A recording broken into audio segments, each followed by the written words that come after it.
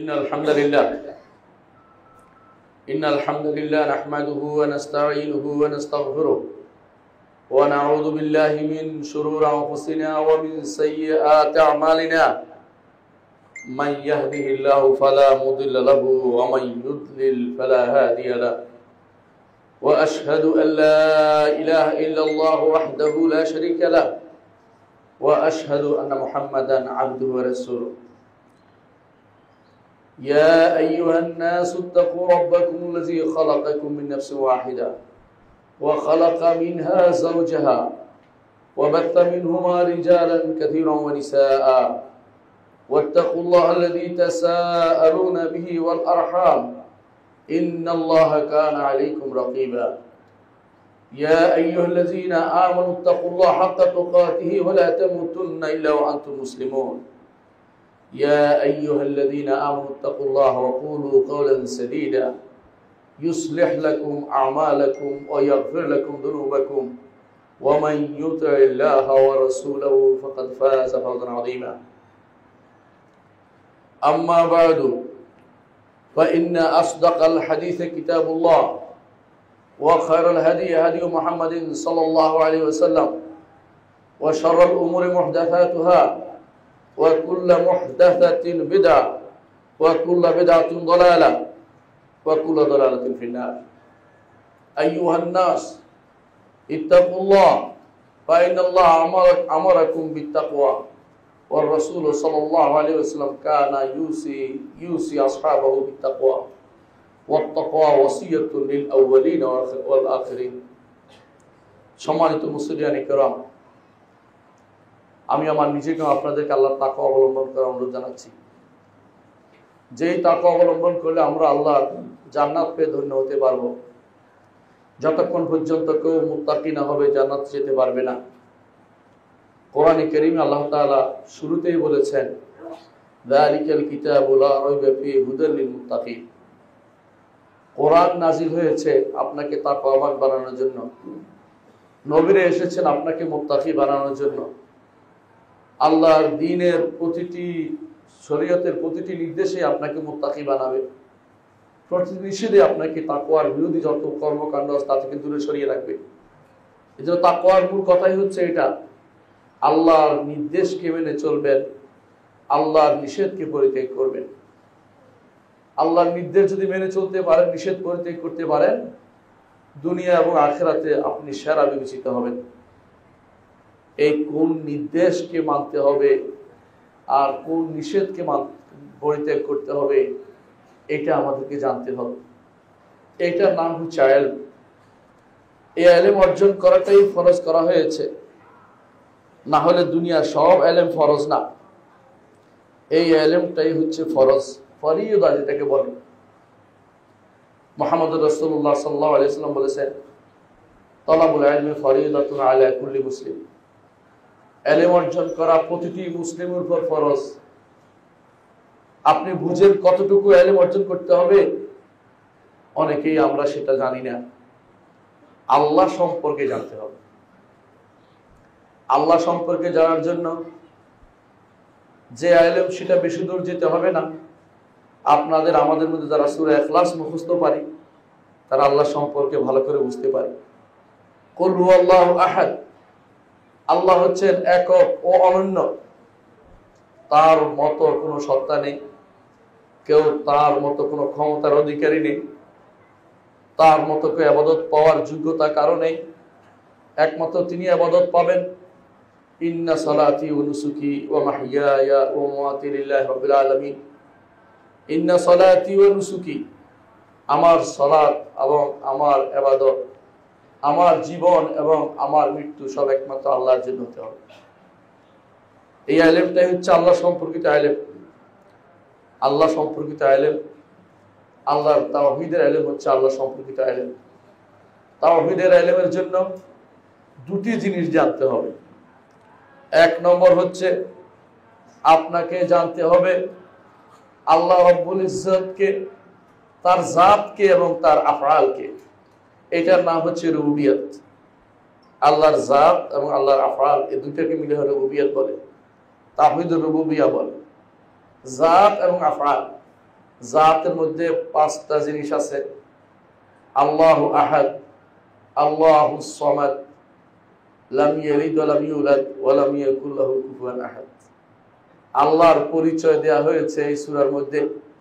এইজন্য সাহাবীদের মধ্যে এক সাহাবী যখনই তিনি তার সাহাবীদের নিয়ে গিয়েছিলেন, তার সাথীদের নিয়ে গিয়েছিলেন যুদ্ধে, যখনই তিনি কোন সূরা পড়তেন, সূরা শেষে আবার কুল হুয়াল্লাহু আহাদ পড়তেন।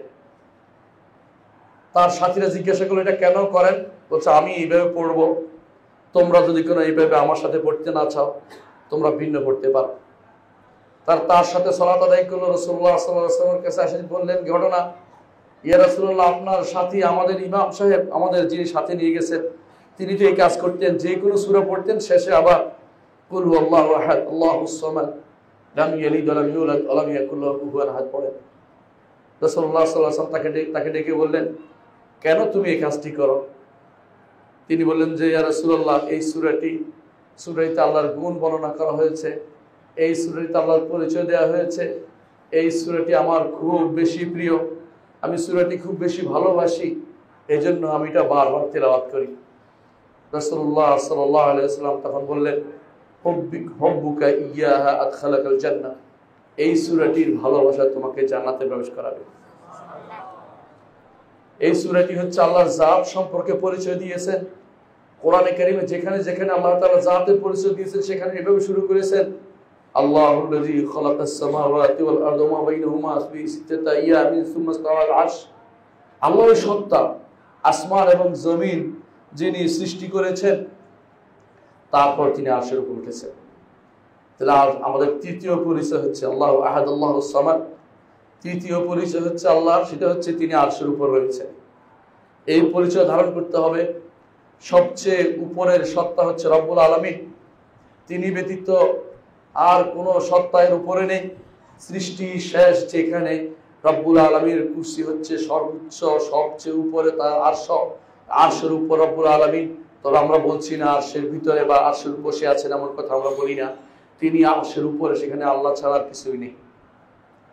রব্বুল আলামিন, মহান রব্বুল আলামিন, এই চতুর্থ, এই তো তার গুণ। আর একটি গুণ হচ্ছে রব্বুল আলামিনের, তা হচ্ছে তিনি বায়ুনুম মিন খালকিহি, সমস্ত সৃষ্টি থেকে আলাদা, সমস্ত সৃষ্টির ভিতরে নয়।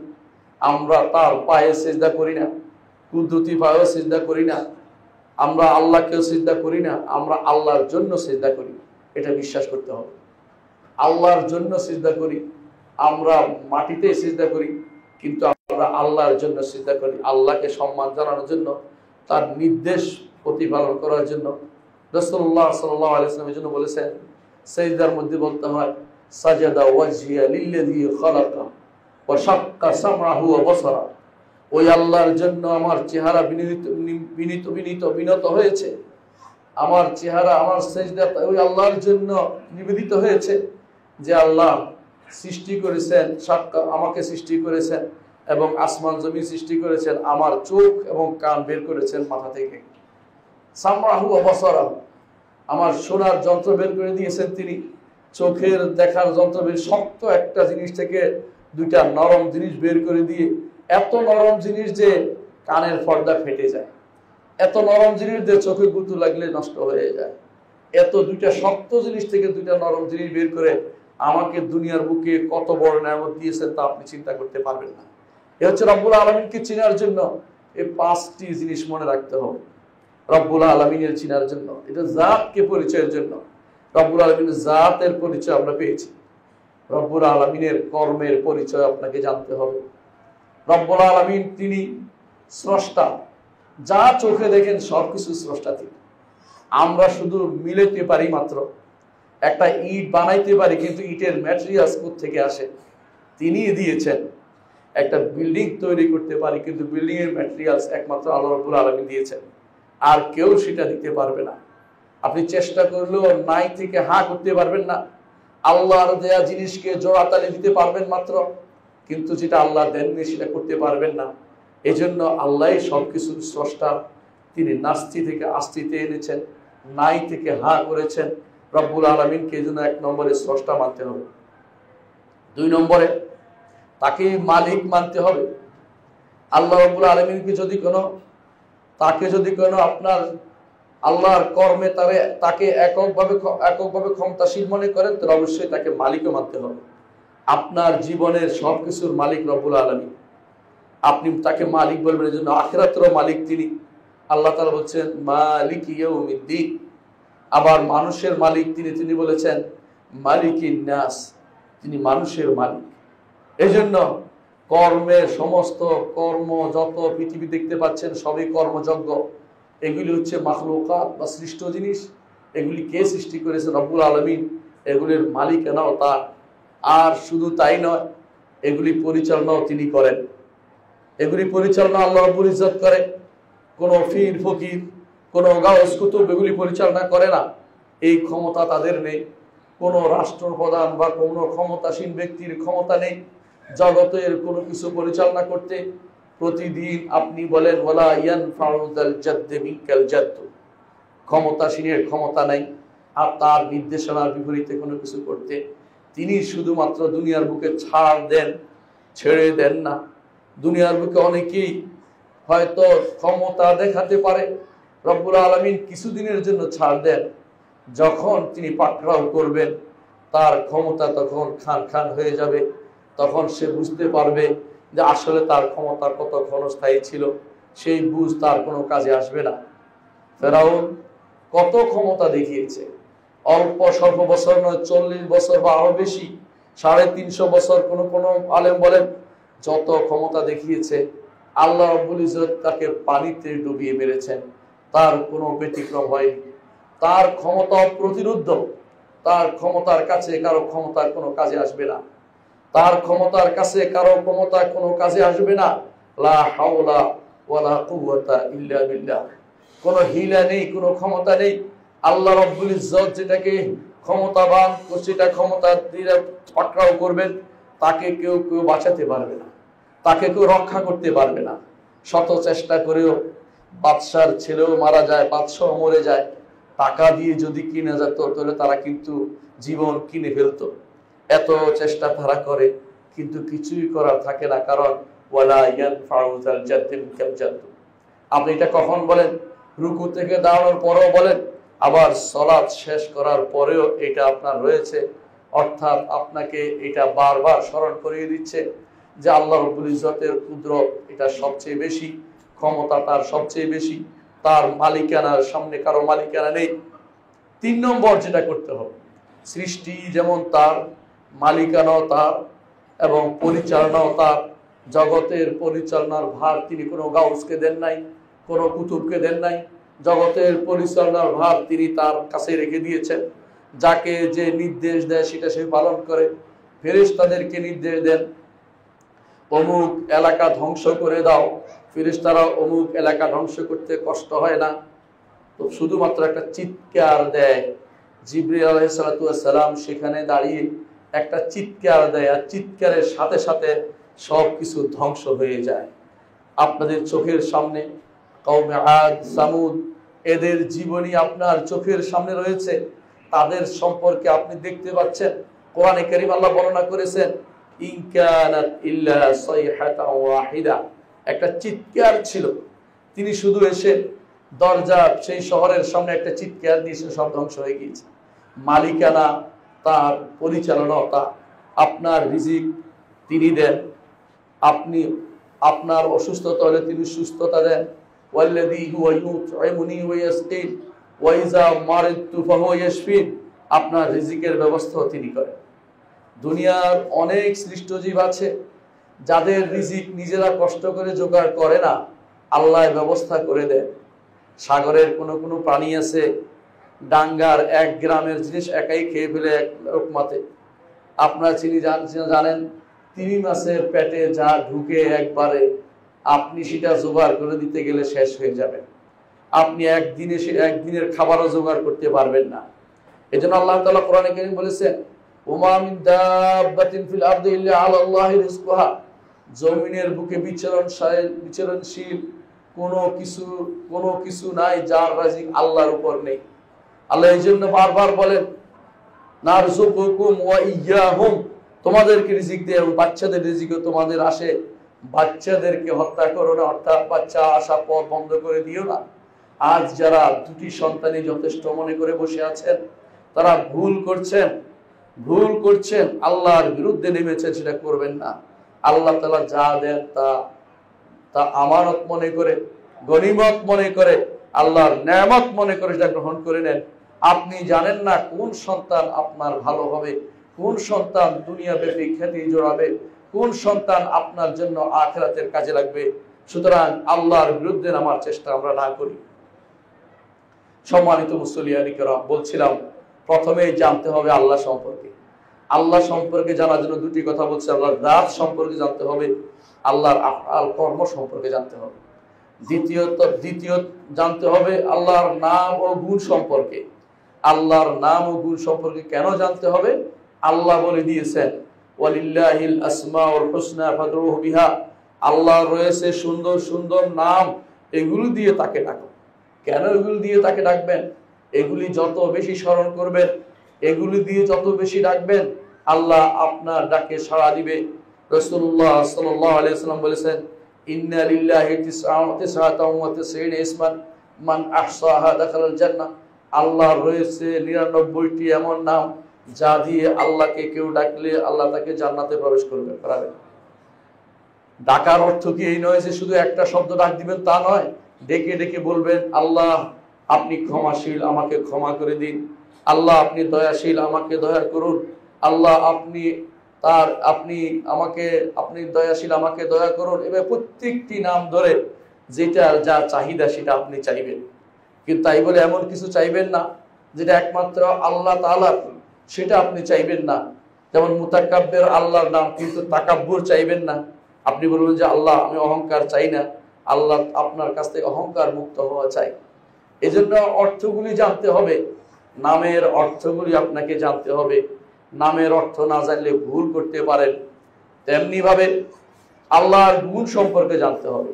নামের চেয়েও গুণের সংখ্যা অনেক বেশি। আল্লাহর গুণের কোনো শেষ নেই। আল্লাহর গুণগুলো দিয়ে আল্লাহকে গুণগুলি দিয়ে আল্লাহর ওসিলা দিয়ে দোয়া করতে হবে। তবে গুণকে ডাকা বৈধতা নেই।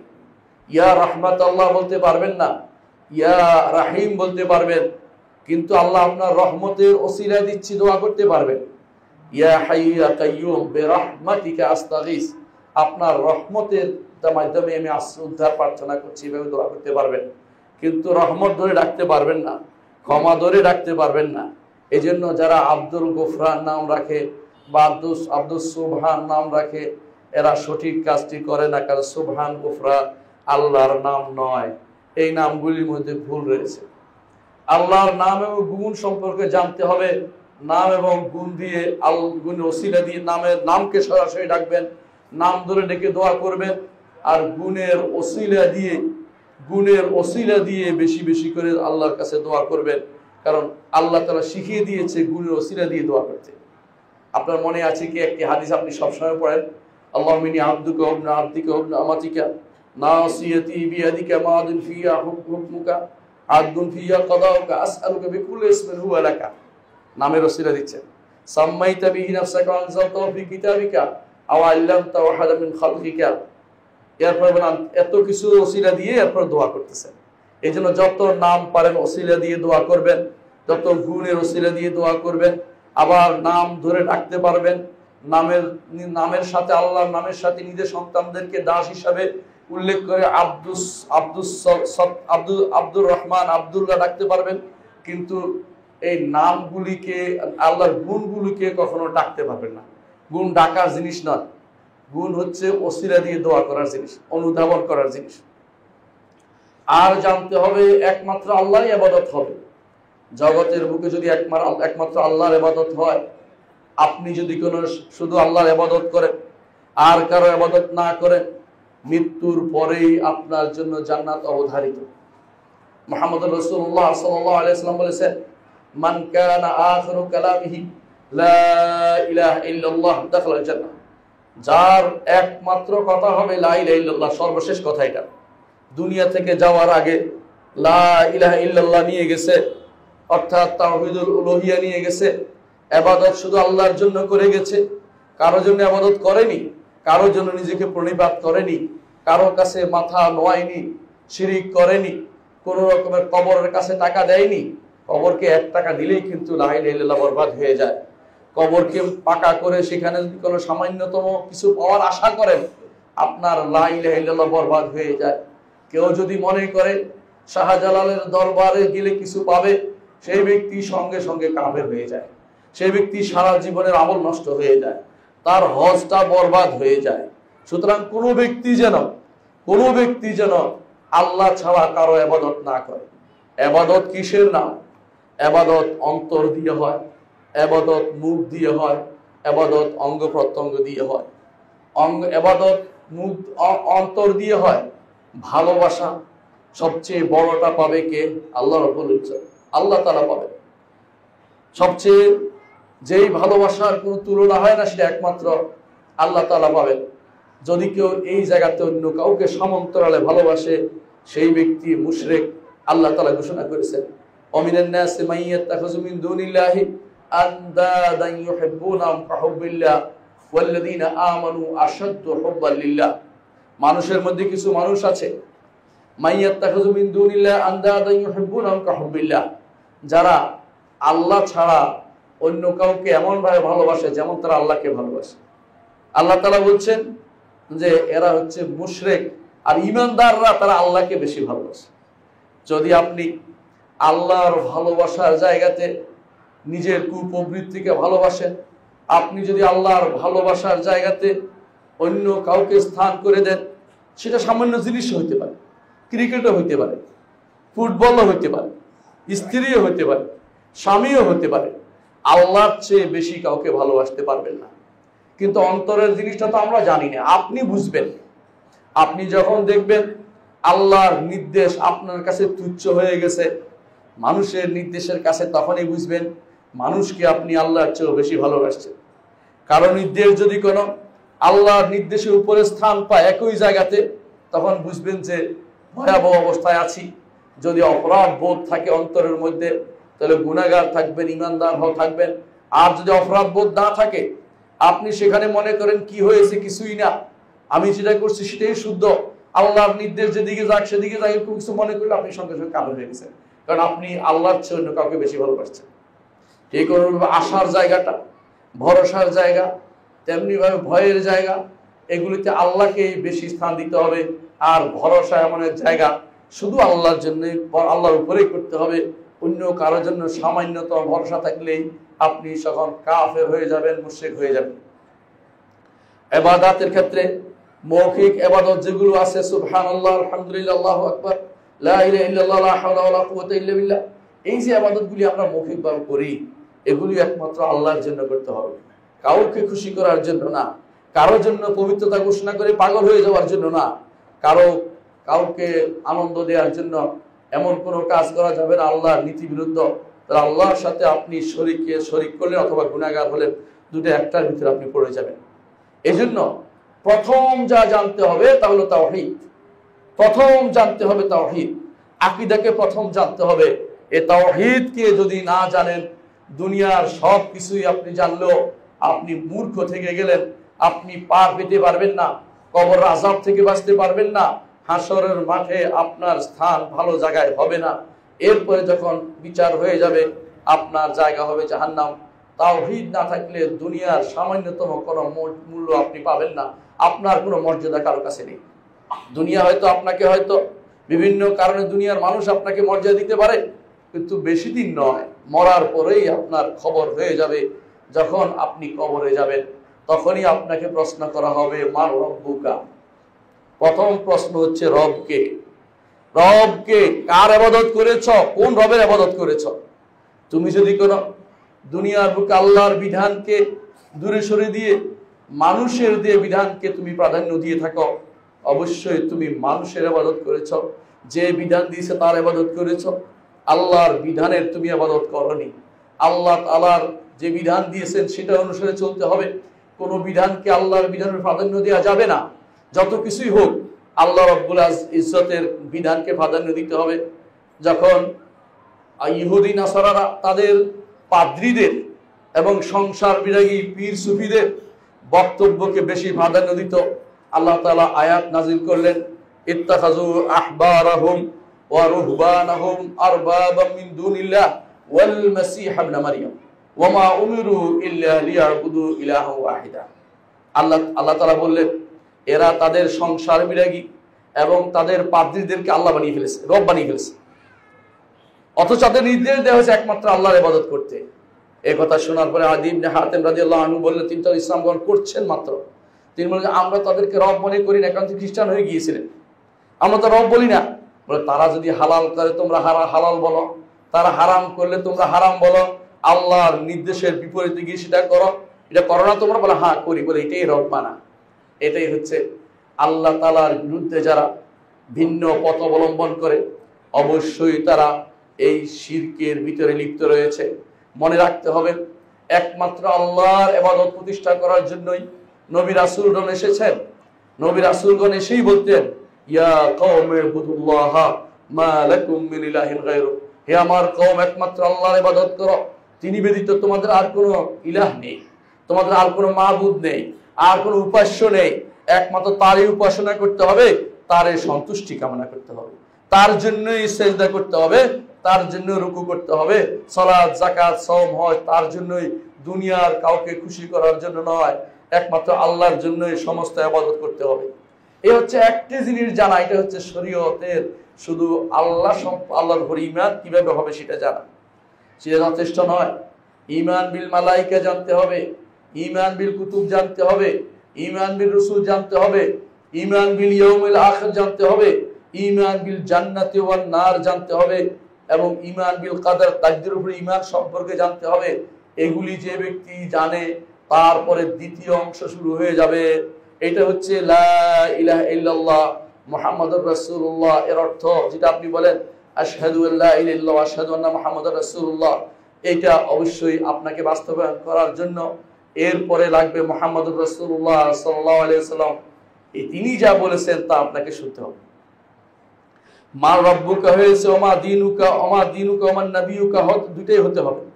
রাসূলুল্লাহ সাল্লাল্লাহু আলাইহি ওয়াসাল্লাম কে আপনাকে জানতে হবে, তার নির্দেশ জানতে হবে, তার নিষেধ জানতে হবে, এবং তিনি যা শরীয়ত হিসেবে দিয়েছেন তার শরীয়তে শুধু গ্রহণ করতে হবে। আল্লাহর শরীয়ত ছাড়া অন্য কারোর শরীয়ত চলবে না। আল্লাহর বান্দাদের মাঝে আল্লাহর শরীয়ত দিয়েই শুধুমাত্র বিচার কার্য চলতে হবে, এর বাইরে চলার কোনো সুযোগ নেই। এটার নামই হচ্ছে আল্লাহর শরআ। মুহাম্মদুর রাসূলুল্লাহ সাল্লাল্লাহু আলাইহি ওয়াসাল্লাম এইটাকে বাস্তবায়ন করে দেখিয়েছেন, খোলাফায়ে রাশিদিন সেটা বাস্তবায়ন করেছেন, আলেমরা সেটার উপর গ্রন্থ লিখেছেন। আল্লাহর শরীয়তকে আপনাকে জানতে হবে, এজন্য আপনাকে আরকানুল ইসলাম জানবেন। আরকান ইসলাম কাকে বলে জানবেন, এটা জানার পরে আপনি যদি অন্য যে জিনিসে আপনি লিপ্ত আছেন সে ফরজগুলি জানবেন, হারামগুলি পরিত্যাগ করবেন, ফরজগুলি করে যাবেন। এটা দুনিয়ার একজন মানুষের ফরজ আইন, এটা জানতেই হবে, এখানে কোনো রকমের না জানার কোনো সুযোগ নাই। এজন্য ফরজ আইনকে জানা, ইলম অর্জন করার ক্ষেত্রে প্রথম কাজ হচ্ছে কতটুকু আমাকে জানতে হবে। ফরজ আইন অর্থাৎ ঈমান, আরকানুল ঈমান, ইসলাম আরকানুল ইসলাম আপনাকে জানতেই হবে। এই দুই জায়গাতে আপনার গুরুত্ব না দিয়ে অন্য যে কোনো জায়গায় গুরুত্ব দিবেন, সেটা হচ্ছে সময় থাকতে আপনি কাজে লাগাতে পারেননি সময়টাকে। অর্থাৎ আপনি যে কাজ করেছেন সেটা অনেক সময় আপনার কোনো কাজে আসবে না, যদি এইটা ঠিক থাকে এরপরে আপনি যত ভালো ভালো কাজ করবেন সবগুলি যোগ হবে। কিন্তু এই তাওহীদ, এই আকীদা বিশ্বাস, এই ঈমান আর কারণ ইসলাম এগুলি যদি ঠিক না থাকে, অন্য যে কোনো কাজ করবেন আল্লাহর দরবার সেটা গ্রহণযোগ্য হবে না। প্রথম কাজ হবে তাওহীদের কাজ, যেটা সর্বপ্রথম মুহাম্মদুর রাসূলুল্লাহ সাল্লাল্লাহু আলাইহি ওয়াসাল্লাম বলেছেন এবং সর্বশেষেও বলেছেন। তিনি যখন মক্কাতে এসেছিলেন তখন তিনি বলতেন বাজারে বাজারে যেতেন আর বলতেন, আইয়ুহান নাস কুলু লা ইলাহা ইল্লাল্লাহ তুফলিহু, হে মানুষেরা যখন তোমরা বলো লা ইলাহা ইল্লাল্লাহ, এতে তোমরা সফল কাম হতে পারবে। আর দুনিয়া থেকে যাওয়ার আগে শেষ মুহূর্তে তিনি মুআয ইবনে জাবাল রাদিয়াল্লাহু আনহুকে ইয়েমেনে পাঠিয়েছেন। পাঠানোর সময় বলছিলেন, মুআয হতে পারে এটাই তোমার সাথে আমার শেষ সাক্ষাৎ, তোমার সাথে আমার আর দেখা হবে না। তার সাথে আর দেখা হয়নি। তিনি ফিরে এসে মুহাম্মদ রাসূলুল্লাহ সাল্লাল্লাহু আলাইহি ওয়াসাল্লামকে আর জীবিত পাননি। মুহাম্মদুর রাসূলুল্লাহ সাল্লাল্লাহু আলাইহি ওয়াসাল্লাম তাকে তখন বলেছিলেন, তুমি এমন এক কওমের কাছে যাবে যারা আহলে কিতাব, তাদের কিতাব আছে। তারপরেও তিনি বলেছেন যাদের কিতাব আছে, তারপরেও বলেছেন আউয়ালু মা তাদউ ইলাইহি, তাদেরকে প্রথম যে জিনিস আহ্বান করবে শাহাদাতু আল্লা ইলাহা ইল্লাল্লাহ, এই সাক্ষী দিতে যে আল্লাহ ব্যতীত কোনো সত্য ইলাহ নেই, একমাত্র আল্লাহর ইবাদত করার আহ্বান তুমি জানাবে। যদি সেটা মানে তারপর সালাত, একটার পর একটা বলেছেন। যদি এটা মেনে নেয় তারপর যাকাত, তারপর হজ, তারপর এইভাবে একটা বলেছেন। প্রথম নির্দেশনা যে তাওহীদের ব্যাপারে কোনো সন্দেহ নেই। কোরআনে কারীমে আল্লাহ তাআলা বলেছেন সমস্ত কিতাব নাজিল হয়েছে এই তাওহীদকে প্রতিষ্ঠা করার জন্য, ঈমানকে প্রতিষ্ঠা করার জন্য। এইটা না থাকলে জীবনের কোনো মূল্য নেই। আল্লাহ তাআলা কোরআনে কারীম বলেছেন কিতাবুন, এমন একটি কিতাব আল্লাহ তাআলা আনজালনাহু, আল্লাহর পক্ষ থেকে তিনি নাজিল করেছেন, মিল্লাদুন হাকিমিন খাবির, আল্লাহ তা'বুদু ইল্লাল্লাহ, যাতে করে তোমরা একমাত্র আল্লাহর ইবাদত করো, তিনি ব্যতীত কারো ইবাদত না করো। কিতাবও নাজিল হয়েছে এইটার জন্য। তত কিতাব যদি কোনো কিতাবে, যে সমস্ত কিতাব আল্লাহর দিকে সম্পৃক্ত কেউ করে থাকে, সে সমস্ত কিতাবে যদি কোনো লা ইলাহা ইল্লাল্লাহর কথা না থাকে, সেই কিতাবের কোনো মূল্য আমাদের কাছে নেই। সেই কিতাব আল্লাহর কিতাব হতে পারে না।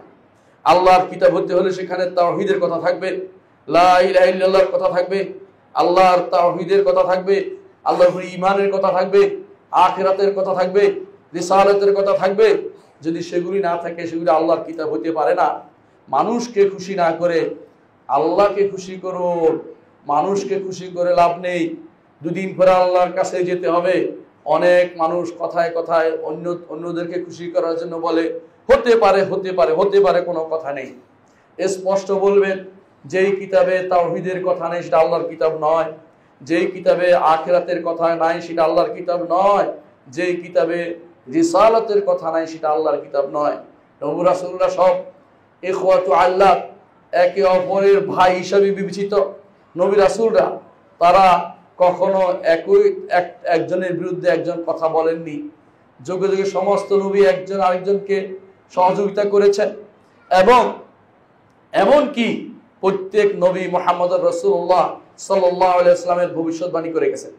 আল্লাহ তাআলা কোরআনে কারীম বলেছেন যে যখনই কোনো রাসূল পাঠিয়েছি তখনই তার থেকে অঙ্গীকার নিয়েছি যে আমার একজন রাসূল আসবে, তাকে যদি তোমরা পাও অবশ্যই তার সাহায্য তোমরা করবে। তিনি হচ্ছেন মুহাম্মদুর রাসূলুল্লাহ সাল্লাল্লাহু আলাইহি ওয়াসাল্লাম। আল্লাহ তাআলা ঈসা আলাইহিস সালাতু ওয়াসসালামকে দিয়ে আবার সাহায্য করবেন এই উম্মতকে।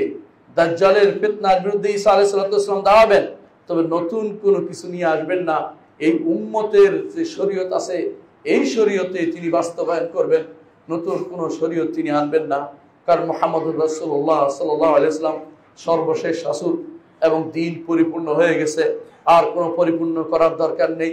আল্লাহ তাআলা আয়াত নাযিল করে দিয়েছেন আল-ইয়াওমা আকমালতু লাকুম দীনাকুম ওয়া আতমামতু আলাইকুম নি'মাতি ওয়া রাদিতু লাকুম ইসলাম দীনা। মনে রাখবেন, কোনো সামান্যতম তন্ত্রমন্ত্রের কাছে নিজেকে বিক্রি করে দিবেন না। আল্লাহ তাআলা আমাদেরকে এখন পরীক্ষা করছেন বিভিন্ন বিপদে ফেলে। আমরা কি দ্বীনের উপর টিকে থাকতে পারি কিনা, নাকি আমরা বিভিন্ন দেশের অমুক তমুক ইব্রাহিম আলাইহিস সালাম আদর্শ ছেড়ে, মিল্লাত ছেড়ে আব্রাহাম লিঙ্কন নামক লোকদের কাছে আমরা বন্দী হয়ে যাই কিনা, সেটা খেয়াল করে দেখুন। সামান্যতম জীবনের ঈমান নিয়ে যদি যেতে পারেন আপনি সৌভাগ্যবান ব্যক্তি।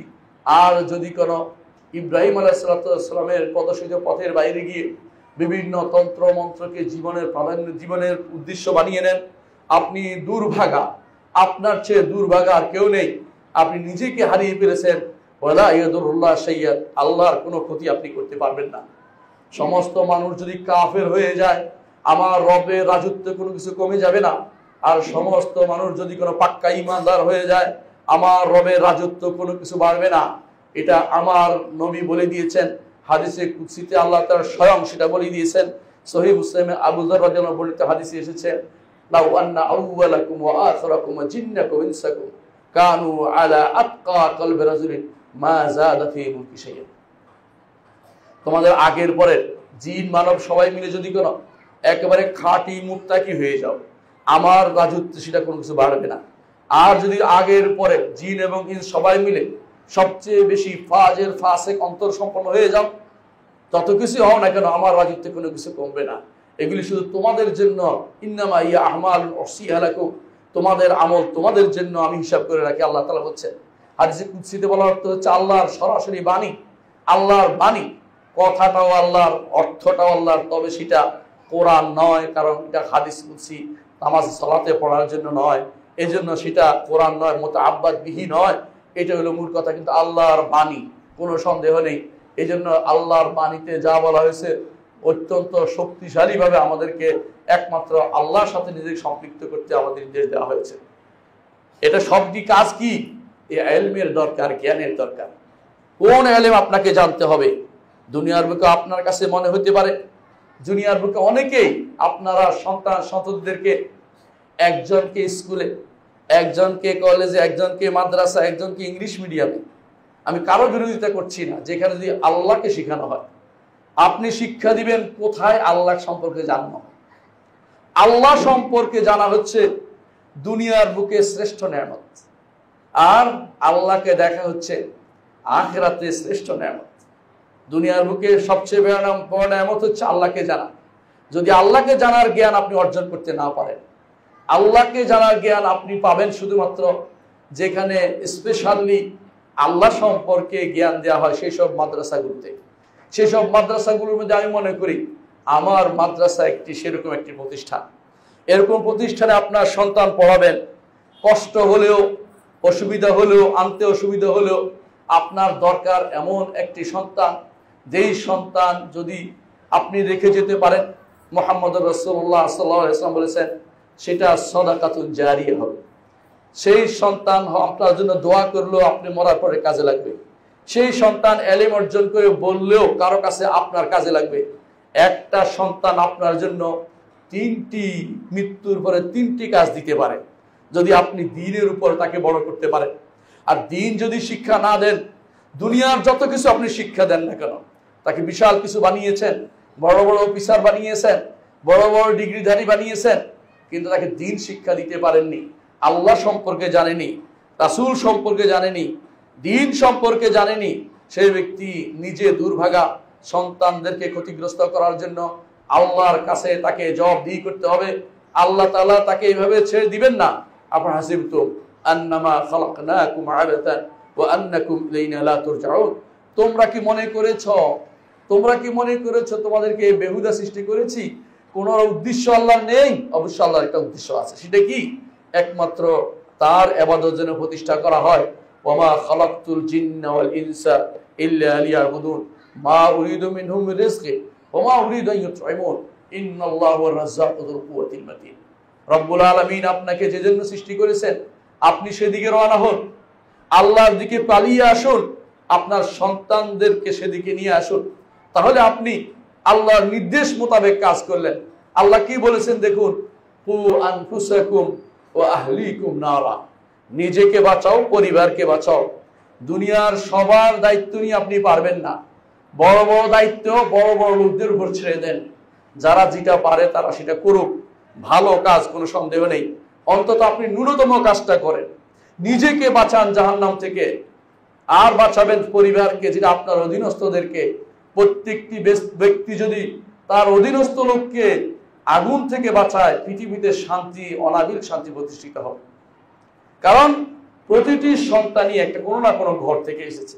যেই সন্তান মাদকাসক্ত, যেই সন্তান ডাকাতি করে, যেই সন্তান চুরি করে, যেই সন্তান মানুষের সম্পদ আহরণ করে, যেই সন্তান ঘুষ খায়, যেই সন্তান সুদ খায়, যে সন্তান মানুষকে ঠকায়, যে সন্তান ভালো কাজে বাধা দেয়, এই সমস্ত সন্তান তো ঘর থেকেই আসছে, কোনো সন্দেহ আছে? এই ঘর যদি কোনো শুদ্ধ হতো, আমার সন্তান যদি ভালো হতো, তাহলে পুরো পৃথিবী ভালো হয়ে যায়। আমি এই জন্য বেশি এমফাসাইজ দিতে হবে, গুরুত্ব দিতে হবে ঘরকে। আমি আমার নিজেকে এবং ঘরকে জাহান্নাম থেকে বাঁচাবো, এই নির্দেশনা সবসময় মনে রাখবেন। এটা শিখতে হবে। এই ইলম আপনাকে দিবে আমাদের মাদ্রাসাগুলো, এই ইলম আপনাকে দিবে এই কোরআন এবং সুন্নাহ ভিত্তিক প্রতিষ্ঠানগুলো। আপনাকে এই ইলমের দিকে যেতে আপনাকে পথ নির্দেশ করবে।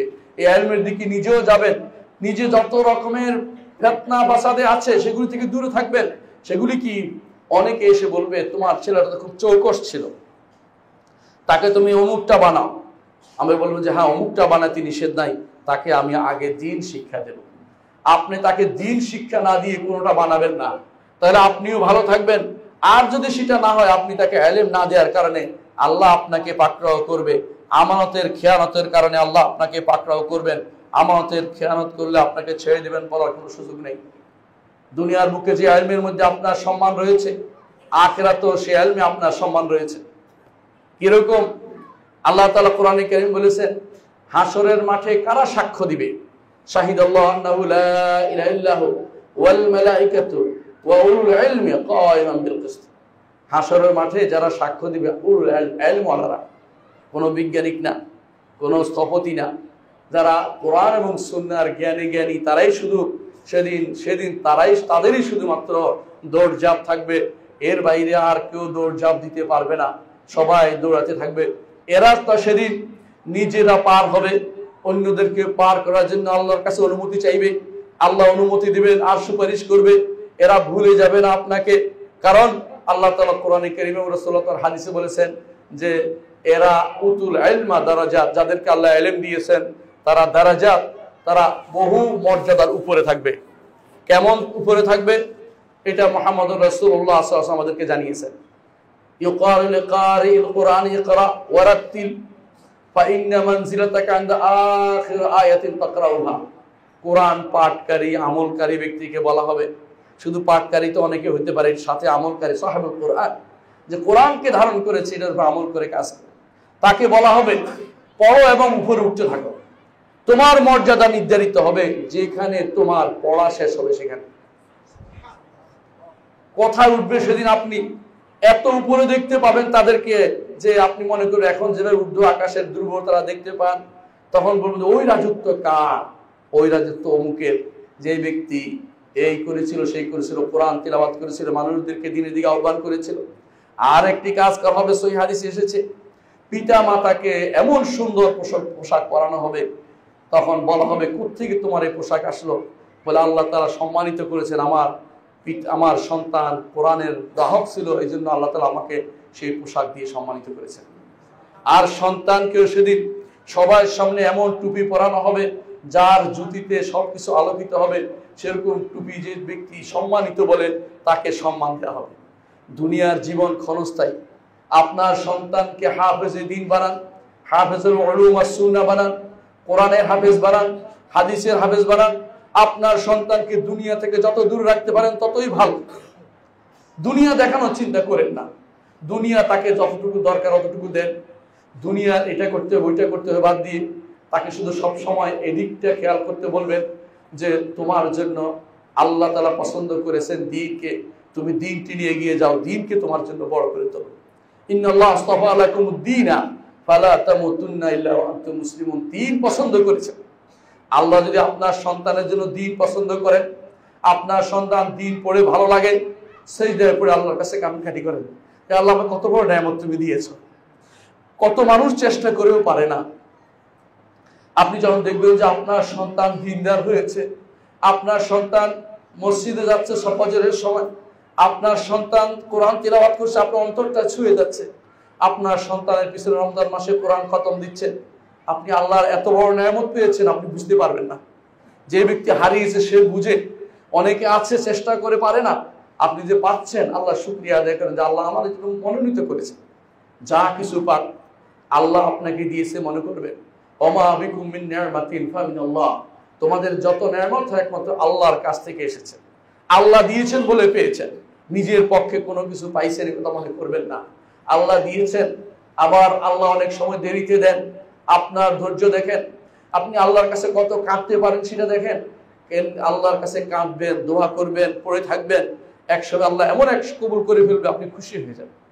আর যদি এটা নাও হয়, আপনার প্রচেষ্টার কারণে আপনি সওয়াব পেয়ে যাবেন।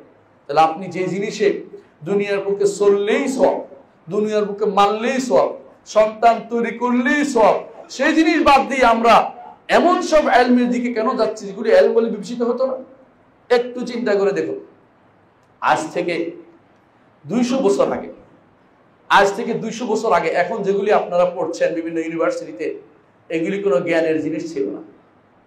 আজ থেকে 200 বছর আগে জ্ঞানের জিনিস মুহাম্মদ রাসূলুল্লাহ সাল্লাল্লাহু আলাইহি ওয়াসাল্লাম থেকে শুরু করে ইমাম সুয়ুতি পর্যন্ত অথবা ইমাম আব্দুল আজিজ দেহলভী পর্যন্ত এই বিশাল সময়, অর্থাৎ আপনি নবুয়তের 1 নম্বর হিজরতের আরো 10 বছর আগ থেকে শুরু করে আব্দুল আজিজ দেহলভী রহমতুল্লাহ পর্যন্ত 1200 হিজরি পর্যন্ত মুসলিম বিশ্বের কোথাও এত সাবজেক্ট পড়ানো হতো না। এত সাবজেক্ট পড়ার উদ্দেশ্য কি এটা জানেন? এটা মূল আমাদের যে ইসলামিক জ্ঞানটাকে দৈন্যমুখী করার জন্য, গৌণ করার জন্য, অপ্রয়োজনীয় বানানোর জন্য এরা এতগুলি জ্ঞান খুলে দিয়েছে। আপনি যদি কোথাও কোনো কিছু করতে না পারেন তো 10 রকমের লোক তৈরি করে দিলে ওইটা এমনিই ধ্বংস হয়ে যাবে। আপনি বুঝেন কিনা?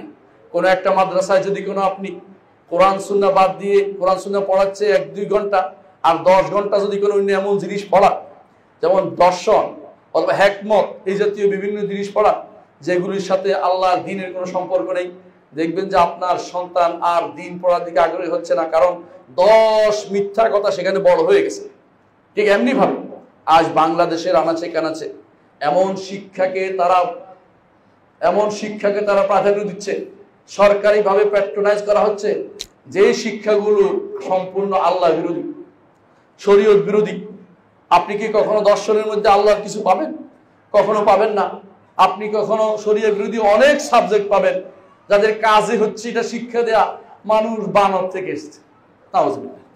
এটা শিক্ষা দেয় আপনাদের ইউনিভার্সিটিগুলোতে। আপনাদের ইউনিভার্সিটিগুলোতে এমন সব শিক্ষা দেয় যে শিক্ষাগুলো সম্পূর্ণ আল্লাহ বিরোধী। অথচ 200 বছর আগেও এই শিক্ষা দেয়া হতো না। আমাদের দেখা দেখি তারা সন্তান পাঠাতো এদের যে সমস্ত শিক্ষার জন্য, আর আমরা এখন যা কিছু শিখেছে বাকি শিক্ষার জন্য, বাকি আমাদের সামান্য ইমানের যে জিনিসটা আছে ধ্বংস করার জন্য ওই কাফেরের দেশে পাঠিয়ে দিচ্ছে সন্তানকে। সেখানে গেলে তারা আর আসতে চায় না। রঙিন দুনিয়া তাদের কাছে ভালো লাগে। আপনাকে এত কষ্ট দিয়ে আপনার জমি বিক্রি করে তারা সেখানে গেছে, আর দেশে আসার তার নাম নাই, তাদের দেশে আসে না। আপনি এখন শেষ জীবনে বৃদ্ধাশ্রমে গিয়ে থাকেন, কারণ আপনার সন্তান আপনি মনে করেন বড় কিছু হয়েছে না, আপনার সন্তান বরবাদ হয়ে গেছে, আপনার সন্তান দিন থেকে দূরে সরে গেছে। আপনার সন্তান যদি ঈমান ও আকীদার উপর থাকতো, দিন ও শরিয়া মেনে চলতো, আপনি দুনিয়াতেও ভালো, আখিরাতেও আপনার জন্য ভালো কিছু অপেক্ষা করছে। আর আপনার সন্তান ইচ্ছাকৃত আপনি খারাপ দেশে পাঠিয়েছেন খারাপ শিক্ষা দেওয়ার জন্য। ওই শিক্ষা আপনার সন্তানের যেমন কাল হবে, আপনার জন্য আখিরাতের বিপদের কারণ হবে। দুনিয়াতেও শান্তি নাই, আখিরাতেও শান্তি নাই। আল্লাহ তাআলা এই জন্য কোরআনে কারীম বলেছেন, ওমান আরাদান যিকরি ফা ইন্না লাহু মাঈশাতান দানকা ওয়া নাহশুরুহু ইয়াওমাল কিয়ামাতি আমা। যে ব্যক্তি আমার জিকির থেকে, কোরআন থেকে, হাদিস থেকে, আর জিকির তো কোরআন সুন্নাহ দুটেই, যে ব্যক্তি বিমুখ থাকবে, এটা পড়বে না, গুরুত্ব দিবে না, নাহশুরুহু ইয়াওমাল কিয়ামাতি আমা, কিয়ামতের দিন তাকে অন্ধ হিসাবে হাসরের মাঠে উঠানো হবে। হাসরের মাঠে অন্ধ হিসেবে উঠবেন। এবং কেমনে উঠবেন? অন্য আয়াতে আসছে, মাথা নিচের দিকে পা উপরের দিকে হাঁটবেন। ক্বালা রাব্বি লিমা হাশারতানি আমা ওয়া কাদ কুনতু বাসীরা। আল্লাহ তাআলা বলেন, সে সেদিন বলবে, ইয়া রব, আমাকে কেন অন্ধ হিসেবে উঠালেন? আমি তো চোখে দেখতাম দুনিয়াতে। ক্বালা কাযালিকা আতাতকা আয়াতুনা ফানাসিতাহা ফাকাযালিকা আল-ইয়াওমা তুনসা। দুনিয়ার বুকে তোমার কাছে আমার আয়াত এসেছিল, আল্লাহর বাণী এসেছে, রাসূল হাদিস এসেছে, ফানাসিতাহা, তুমি এগুলিকে একপাশে রেখে চলে গিয়েছিলে, এগুলিকে তুমি দূরে সরে রেখেছিলে, এগুলি সম্পর্কে ওইগুলি ভ্রুক্ষেপ করেন, এগুলির দিকে আজকের দিনে তোমাকে ওইভাবে ছেড়ে দেওয়া হবে। আমার কথা না, আল্লাহর কথা। আল্লাহর কথা যদি বিশ্বাস করেন, এমন রাখবেন, আমার সন্তানকে নিজে ধরে বিপদে ফেলতে পারি না। কেউ কেউ আবার মনে করে এক সন্তানকে মাদ্রাসায় পড়াইছি যাতে করে মাটি দিতে পারে, আরেক সন্তানকে যে স্কুলে বা হারাম জায়গায় পড়াইছেন, ওইটা কি করবে? ওইটার আখিরাত নষ্ট করছেন না আপনি, এই দায়িত্ব আপনাকে বহন করতে হবে। আপনার শিক্ষা হতে হবে যে শিক্ষা ফরজ, এরপরে বাকি শিক্ষা সে পড়বে। ফরজে আইনের শিক্ষা দেয়, দ্বীনি শিক্ষা দেওয়ার পরে বড় হলে সন্তান দুনিয়া রোজগারের জন্য, দুনিয়া আবাদের জন্য যা শিখবে তা অসুবিধা নেই, কিন্তু ফরজে আইন বিরোধী কোনো শিক্ষা সন্তানকে দিতে পারবেন না, ফরজে আইন বিমুখ কোনো শিক্ষা সন্তানকে দিতে পারবেন না। আল্লাহ আমাদেরকে সন্তানদের হক আদায় করার তৌফিক দান করুন। আল্লাহুম্মা আগফির ওয়ারহাম ওয়া আনতা খায়রুর রাহিমিন। আকুলু কাওলি হাযা ওয়া আস্তাগফিরুল্লাহ লি ওয়া লাকুম ওয়া লিসাইরিল মুসলিমিন ফাস্তাগফিরুহু ইন্নাহু হুয়াল গফুরুর রাহিম। ইন্নাল হামদালিল্লাহ নাহমাদুহু ওয়া নাস্তাঈনুহু ওয়া নাস্তাগফিরুহু ওয়া নাউযু বিল্লাহি মিন শুরুরি আনফুসিনা ওয়া মিন সাইয়্যাতি আমালিনা মান ইয়াহদিহিল্লাহু ফালা মুদিল্লা লাহু ওয়া মান ইউদ্লিল ফালা হাদিয়া লাহু ওয়া আশহাদু আন লা ইলাহা ইল্লাল্লাহ ওয়াহদাহু লা শারীকা লাহু ওয়া আশহাদু আন্না মুহাম্মাদান আবদুহু ওয়া রাসূলুহু আম্মা বা'দ।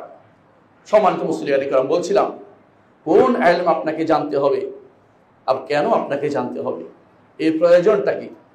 ইলমের ফজিলত নিয়ে হয়তো বিস্তারিত আরেকদিন আপনাদের সাথে আলোচনা করব ইনশাআল্লাহ। কিন্তু আপনাকে জানতে হবে একটা গুরুত্বপূর্ণ, যেটা হচ্ছে জীবন কিন্তু খুব দ্রুত চলে যায়। জীবন খুব দ্রুত চলে যায়। আজকে যিনি যুবক, কালকে তিনি বৃদ্ধ, পরের দিন একদিন খোঁজ নেবেন যে আপনার বন্ধুরা নাই। আপনি অপেক্ষা করছেন কখন মৃত্যুর দিকে চলে যাবে।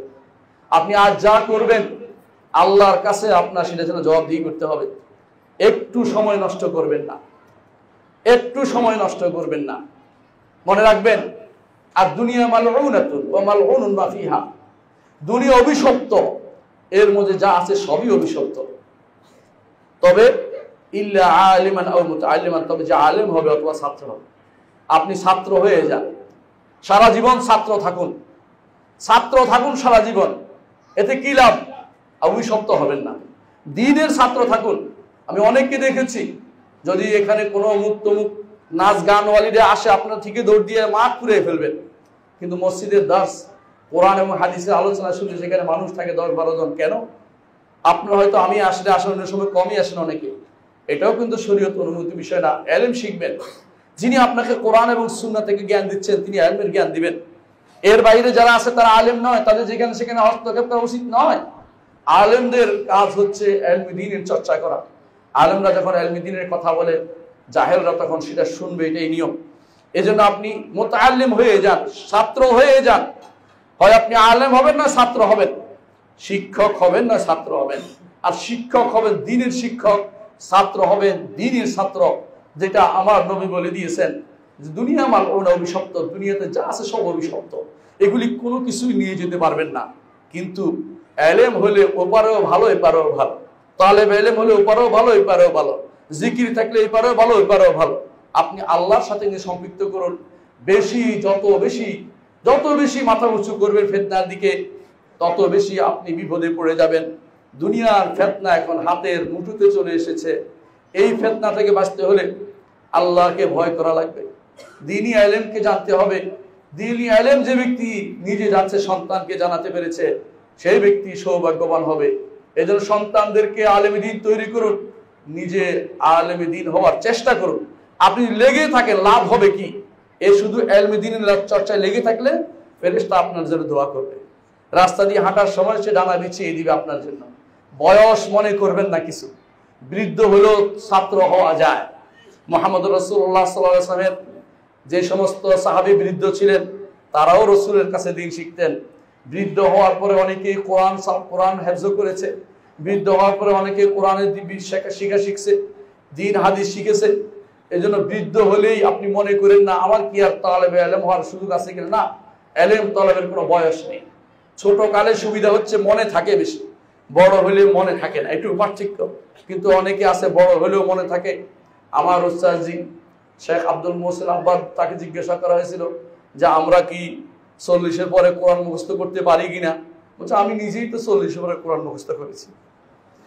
অথচ তিনি মসজিদ নববীর ওস্তাদ, আপনি জানেন, আমাদের ওস্তাদ, ক্লাসের ওস্তাদ। এরকম একজন ব্যক্তিত্ব বলছে 40-এর পরে 50-এর কোঠায় যাইয়ে তিনি কোরআন মুখস্থ করেছেন। আপনার অসুবিধা হওয়ার কথা নয়, মনটাকে জাজম করুন, ঠিক করুন যে আমি কোরআন এবং সুন্নাহ নিয়ে বড় হব, আমি শিখবো, যেখানে বা সেখানে শিখবো, আলেমদেরকে জেনে চলবো, নিজের মন মতো চলবো না। আল্লাহ আমাদের বুঝার তৌফিক দান করুন। আলা ওয়া সাল্লু আলা সাইয়্যিদিল বাশারিয়া মুহাম্মদ ইবনে আব্দুল্লাহ কামা আল্লাহ আযজা ওয়া জাল্লা ফি কিতাবিহি ওয়া তান্না বিল মালাইকাতি মুসাববাহাতুল কুদসি ওয়া তাল্লাযা বিকুম আইয়ুহাল মুমিনুন ফাকালা তাআলা মুখবিরান ওয়া আমিরা ইন্না আল্লাহা ওয়া মালাইকাতাহু ইউসাল্লুনা আলান নবী ইয়া আইয়ুহাল্লাযিনা আমানু সাল্লু আলাইহি ওয়া সাল্লিমু তাসলিমা ওয়া ক্বালা an-নাবী সাল্লাল্লাহু আলাইহি ওয়াসাল্লাম মান সাল্লা আলাইহি মারাতান সাল্লাল্লাহু আলাইহি বি'আশর আল্লাহুম্মা সাল্লি আলা মুহাম্মদ ওয়া আলা আলি মুহাম্মদ কামা সাল্লাইতা আলা ইব্রাহিম ওয়া আলা আলি ইব্রাহিম ইন্নাকা হামিদুম মাজিদ আল্লাহুম্মা বারিক আলা মুহাম্মাদিন ওয়া আলা আলি মুহাম্মাদিন কামা বারাকতা আলা ইব্রাহিম ওয়া আলা আলি ইব্রাহিম ইন্নাকা হামিদুম মাজিদ আল্লাহুম্মা রদি আনিল খুলাফায়ে রাশিদিন আবি বকর ওয়া উমর ওয়া উসমান ওয়া আলী ওয়া আন সাইরিস সাহাবাতি ওয়াত তাবিঈন রিদওয়ানুল্লাহি আলাইহিম আজমাইন আল্লাহুম্মা ইগফির লানা ওয়া লিইখওয়ানিনা আল্লাযিনা সাবাকুনা বিল ঈমান ওয়া লা তাজআল ফি কুলুবিনা গিল্লান লিল্লাযিনা আমানু রাব্বানা ইন্নাকা রাউফুর রাহিম। আল্লাহুম্মা ইগফির লানা আজমাইন। আল্লাহ আমাদের সবাইকে আপনি ক্ষমা করে দিন। আল্লাহ আমাদের প্রতিষ্ঠানকে আপনি কবুল করুন। আল্লাহ আমাদেরকে এই প্রতিষ্ঠানকে সালাফি প্রতিষ্ঠান হিসেবে কবুল করুন। আল্লাহ সলভেসা নীতির বাইরে আমাদের এই প্রতিষ্ঠানকে নিবেন না আল্লাহ। আল্লাহ আমাদের প্রতিষ্ঠানের বিরুদ্ধে ষড়যন্ত্র করে তাদেরকে হেদায়েত দিন ও ধ্বংস করে দিন। আল্লাহ আমাদের এই মসজিদটিকে আপনি কবুল করুন।